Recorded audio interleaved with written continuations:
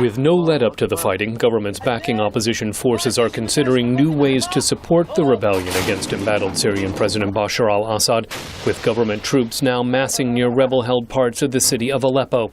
British Foreign Secretary William Hague. The regime appears to be preparing new assaults, endangering the lives and safety of hundreds of thousands of Syrians who are already in desperate need.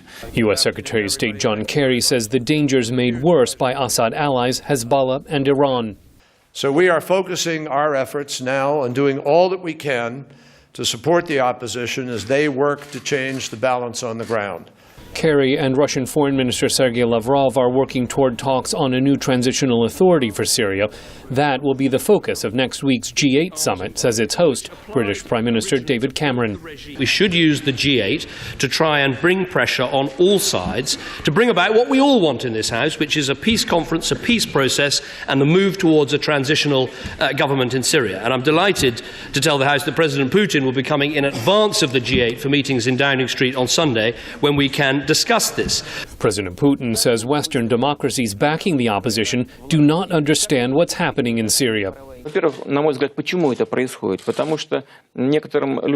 Some people who are looking from the outside think that if they can paint this entire region with someone's favorite brush, and this brush is democracy, then there will be peace and order. But this is not true.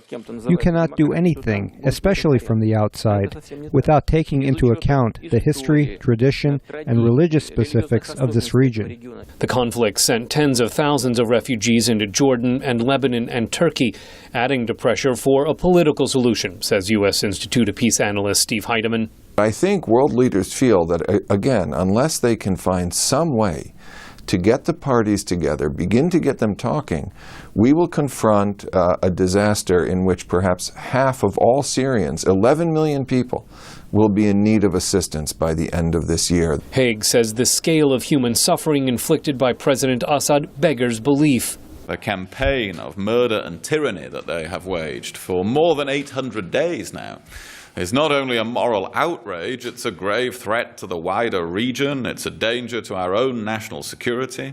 Having discussed what further options might be exercised in Syria, Hague and Kerry had nothing to announce. Scott Stearns, VOA News at the State Department.